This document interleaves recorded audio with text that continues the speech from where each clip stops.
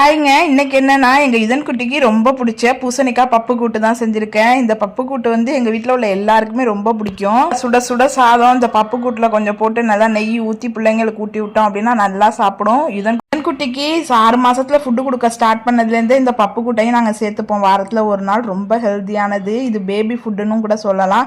யாராவது குழந்தை வச்சிருக்கீங்க அப்படின்னா வாரத்தில் ஒரு தடவை இந்த பப்பு கூட்டு செஞ்சு கொடுங்க.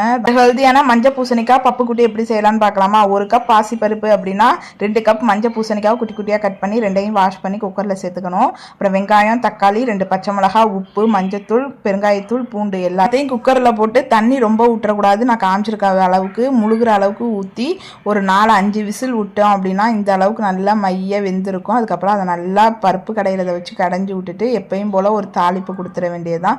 மஞ்சள் பூசணிக்காய் பப்பு கூட்டை வீட்டில் உள்ள எல்லாருக்கும் செஞ்சு கொடுத்தீங்க அப்படின்னா நல்லாவே சாப்பிடுவாங்க. சப்பாத்திக்கு சைடிஷாக செஞ்சோம் அப்படின்னா இன்னும் சூப்பராக இருக்கும். ட்ரை பண்ணி பாருங்கள்.